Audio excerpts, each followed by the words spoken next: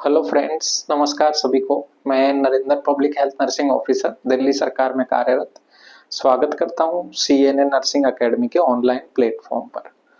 तो फ्रेंड्स, सबसे पहले तो मैं आपसे रिक्वेस्ट करना चाहता हूं कि चैनल को सब्सक्राइब कीजिए, लाइक कीजिए, शेयर कीजिए, ताकि जो हम इम्पोर्टेंट लेक्चर्स ले रहे हैं इसमें लगातार हम तीनों टीचर्स काफ़ी मेहनत कर रहे हैं और ताकि वो स्टूडेंटों तक पहुंच सके, स्टूडेंट उनका लाभ ले सकें। तो आपसे यही रिक्वेस्ट रहेगी कि सब्सक्रिप्शन बढ़ाइए ज़्यादा से ज़्यादा। और साथ में एक इम्पोर्टेंट इन्फॉर्मेशन, एक टेलीग्राम चैनल और है, हमारे जूनियर का ही है, वो मेरे जूनियर का ही है, नेक्स्ट एग्जाम इन नर्सिंग। तो वो टेलीग्राम चैनल पे जो भी नर्सिंग से रिलेटेड कोई भी विज्ञप्ति, आंसर कीज और बहुत सारे जो प्रीवियस ईयर क्वेश्चन पेपर्स और नोट्स की पीडीएफ, ये सब चीजें उस टेलीग्राम चैनल पर लगातार डाली जा रही हैं और काफी लोग उसका लाभ उठा रहे हैं, काफी लोग उससे जुड़ भी रहे हैं।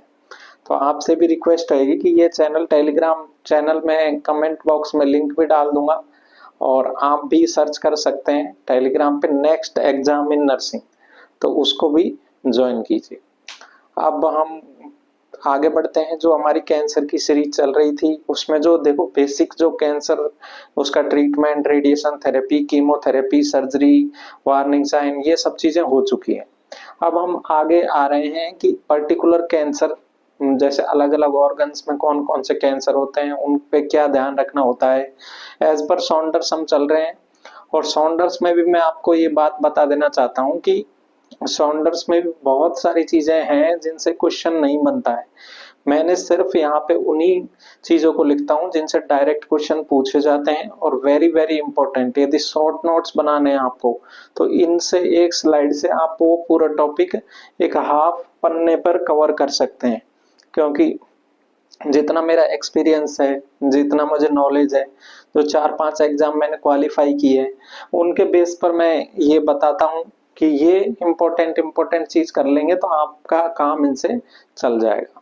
तो आज हम बात करेंगे ल्यूकेमिया पे। सबसे पहले ल्यूकेमिया का इंट्रोडक्शन देखते हैं। नाम से ही पता चल रहा है ल्यूकेमिया में क्या होता है। जो हमारी बोन मैरो होती है उसके द्वारा तो इमेच्योर डब्ल्यूबीसीज की काउंटिंग बढ़ जाती है, इमेच्योर डब्ल्यूबीसी का प्रोडक्शन बढ़ जाता है और इमेच्योर डब्ल्यूबीसी बढ़ जाएंगी हमारी रेड ब्लड सेल्स और मतलब जो मैच्योर होनी चाहिए थी red blood cell, platelet, WBC, वो नहीं हो पाती है और कहीं ना कहीं वो इमेच्योर रहती हैं। इससे क्या होता है, उनके जो काम है वो अफेक्ट होते हैं और बहुत ज्यादा संख्या में ये बढ़ने लग जाती है। कैंसर में हमको पता है कि अब नॉर्मल सेल डिवीजन होने लग जाता है।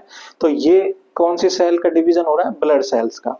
तो इसको हम बोल देते हैं ब्लड कैंसर, क्योंकि ये डब्ल्यूबीसी, आरबीसी और प्लेटलेट और प्लस प्लाज्मा मिलकर क्या बनाते हैं? ब्लड बनाते हैं।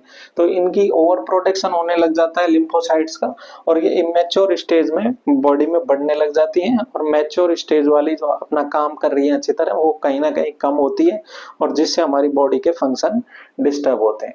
अब बात करते हैं टाइप्स की। बेसिकली ये टाइप्स जो है सेल्स के आधार पर, जो हमारी डब्ल्यूबीसी होती है वो आप सभी जानते होंगे, दो टाइप की होती है। एक ग्रेन्युलोसाइट होती है और एक एग्रेन्युलोसाइट होती है।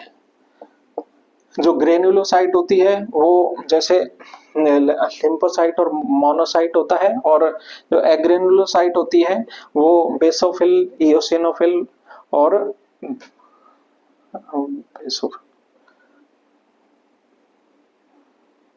न्यूट्रोफिल, बेसोफिल और इओसिनोफिल्स, हाँ सॉरी मेरे दिमाग से निकल गया, न्यूट्रोफिल, बेसोफिल और इओसिनोफिल्स, और ये मोनोसाइट और लिम्फोसाइट।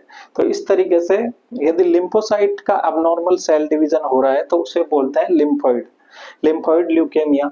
और यदि ग्रेनुलोसाइट और मोनोसाइट में अबनॉर्मल सेल डिवीजन हो रहा है, इनके इमेच्योर काउंटिंग यदि बढ़ रही है, तो उसको बोलते हैं माइलॉइड ल्यूकेमिया।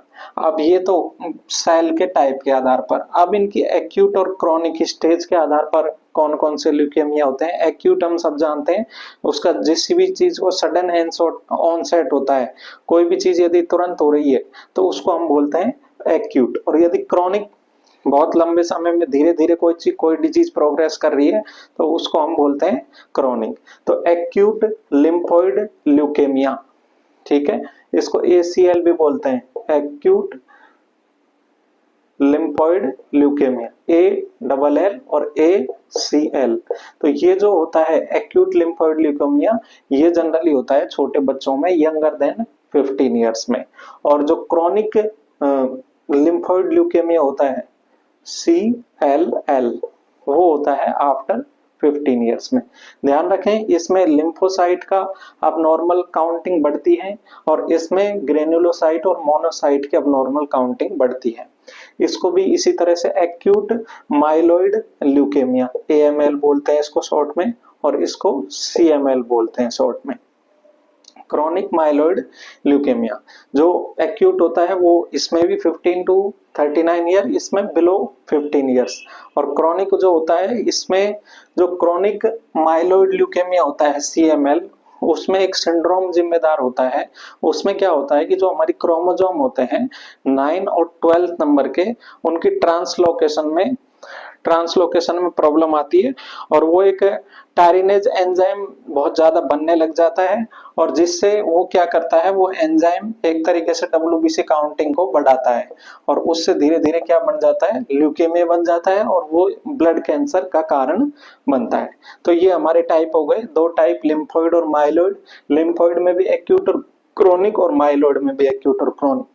ठीक है, ये भी जनरली ओल्ड एज में होता है, क्रॉनिक वाले ओल्ड एज में हो रहे और एक्यूट वाले यंगर एज में हो रहे हैं। तो ये बात हो गई हमारी टाइप की। अब बात करते हैं कि यदि हमारा जो ब्लड कैंसर यदि मान लो किसी को हो गया है, तो उसका हम असेसमेंट कैसे करेंगे, वो हमको पता कैसे चलेगा। तो जनरल हम देखते हैं, क्योंकि हमको इतना पता है कि WBC का क्या काम है, RBC का क्या काम है, प्लेटलेट का क्या काम है। अब प्लेटलेट का काम क्या है, ब्लड का थक का जमाना। यदि प्लेटलेट प्रॉपर मैच्योर स्टेज में नहीं आ रही है तो उससे क्या होगा, ब्लीडिंग स्टार्ट होगी। कहीं भी ये पेटेचियल और इक्मोसिस, इस तरह के लाल लाल से चकते स्किन पे देखने को मिलेंगे। स्किन का कलर वो है पेलर कलर में हो जाएगा। और यदि प्रॉपर तरीके से ब्लड सप्लाई नहीं है प्रॉपर थे, तो उससे क्या होगा, हमारे को सांस लेने में भी दिक्कत आएगी और सभी चीजें उससे अफेक्ट होंगी। पल्स रेट भी बहुत ज्यादा बढ़ने लगेगी, पाल्पिटेशन, इस तरह के साइन एंड सिम्टम हमको ल्यूकेमिया में देखने को मिलते हैं, जिनसे हम असेस कर सकते हैं, एक अंदाजा लगा सकते हैं कि इस पेशेंट को ल्यूकेमिया हो सकता है। अब बात करते हैं जो नर्सिंग प्रायोरिटीज क्या रहेंगी, नर्सिंग केयर क्या रहेगी।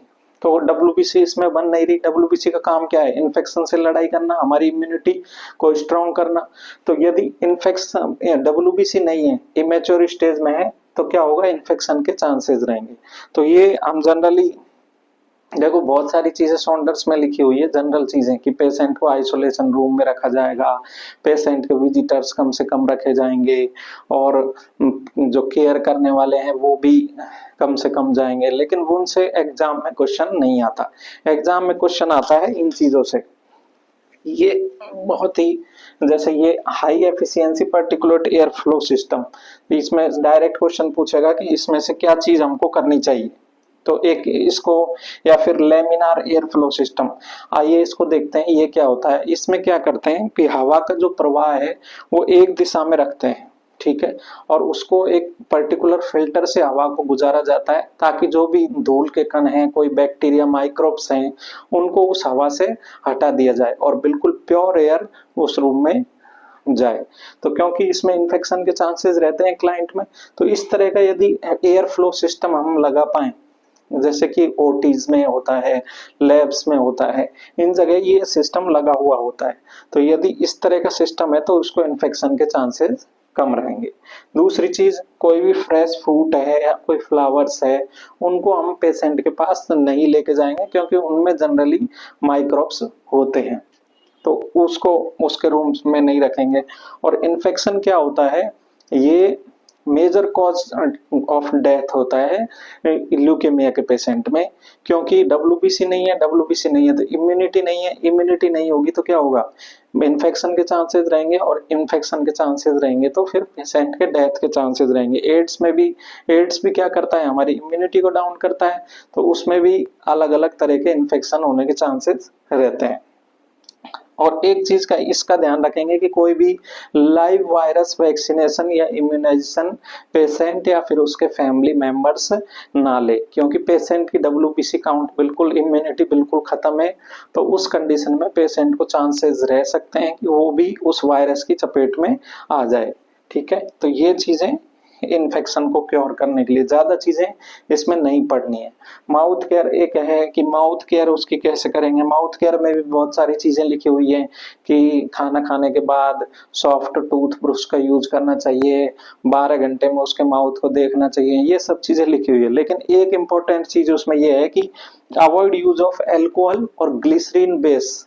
कोई भी माउथ वॉश आता है वो अल्कोहल बेस और ग्लिसरीन बेस उस पेशेंट को हम नहीं यूज करने देंगे, क्योंकि उससे म्यूकोसा इरिटेट होती है, म्यूकोसाइटिस होता है, और पेशेंट के ऑलरेडी प्लेटलेट कम है और WBC कम है, तो उसको इन्फेक्शन और ब्लीडिंग के चांसेस पहले ही बहुत ज्यादा है।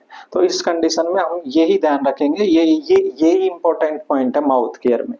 अब हम बात करते हैं ब्लीडिंग, क्योंकि प्लेटलेट नहीं है। प्लेटलेट की नॉर्मल काउंटिंग कितनी होती है? 1.5 से 3 लाख 4 लाख। यदि प्लेटलेट काउंटिंग बिलो 50,000 है तो रिस्क ऑफ ब्लीडिंग रहता है कि ब्लीडिंग स्टार्ट हो जाएगी, और यदि बिलो 20,000 चला गया तो उसमें रिस्क रहता है स्पॉन्टेनियस ब्लीडिंग होने के भी चांसेस रहते हैं। ब्लीडिंग ऑटोमेटिक स्टार्ट हो जाएगी, कहीं से भी ब्लीडिंग स्टार्ट हो सकती है, हिमोप्टाइसिस हो सकता है, मिलीना हो सकता है, ये सब चीजें हो सकती हैं। साथ में कुछ एक इम्पोर्टेंट चीज ये है कि इंटरनल हिमोरेज भी हो सकता है बॉडी के अंदर कहीं से रक्त स्त्राव हो रहा हो और हमको पता नहीं चल पा रहा हो।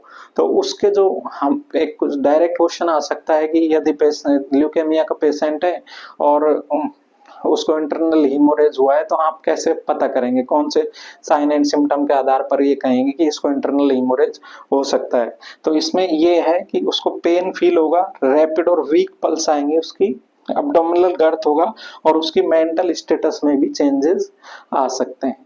तो ये इंपॉर्टेंट पॉइंट है, pain, rapid and weak pulse और मेंटल स्टेटस में भी चेंजेस आएंगे, तो वो इंटरनल हिमोरेज का सूचक है एक तरीके से। तो इस दौरान हम ब्लीडिंग के चांसेस हैं तो non steroid anti inflammatory drugs aspirin वगैरह पेशेंट को नहीं देंगे, क्योंकि ऑलरेडी उसके ब्लीडिंग के चांसेस हैं। यदि हमने कोई इंजेक्शन लगाया है या फिर कुछ भी, तो उसको फर्म प्रेस करेंगे 5 मिनट्स तक, उसको मतलब प्रेस करके रखेंगे, क्योंकि पेशेंट की नॉर्मल प्लेटलेट नहीं है और पेशेंट को ब्लीडिंग का रिस्क है। एक फैटिग एंड न्यूट्रिशन एक ये भी कंप्लेंट रहती है, तो इसमें क्या करते हैं, high calorie, high protein, high carbohydrate diet देते हैं ताकि पेशेंट की एनर्जी च्यूइंग करने में और इसमें कम से कम कंज्यूम हो पाए। तो इन चीजों का हम ध्यान रखते हैं ल्यूकेमिया में। और तो एक बार इसमें से क्वेश्चन क्या क्या बन सकते हैं इस पे गौर कर लेते हैं। सबसे पहले क्वेश्चन तो ये बनेगा कि फिलाडेल्फिया सिंड्रोम जो होता है वो कौन से टाइप्स में मोस्ट कॉमनली देखा जाता है, तो वो टाइप है CML, क्रॉनिक माइलोइड ल्यूकेमिया। ठीक है। दूसरी चीज, यदि किसी इन्फेक्शन, वो लेमिनार एयर फ्लो वाला क्वेश्चन एक इंपॉर्टेंट है। तीसरी चीज, इंटरनल हिमोरेज के सिम्टम क्या क्या हैं। तो ये 3-4 क्वेश्चन इस स्लाइड में से बहुत इंपॉर्टेंट है, तो इनको जरूर याद कर लीजिएगा और मिलते हैं फिर नेक्स्ट वीडियो में। Thank you.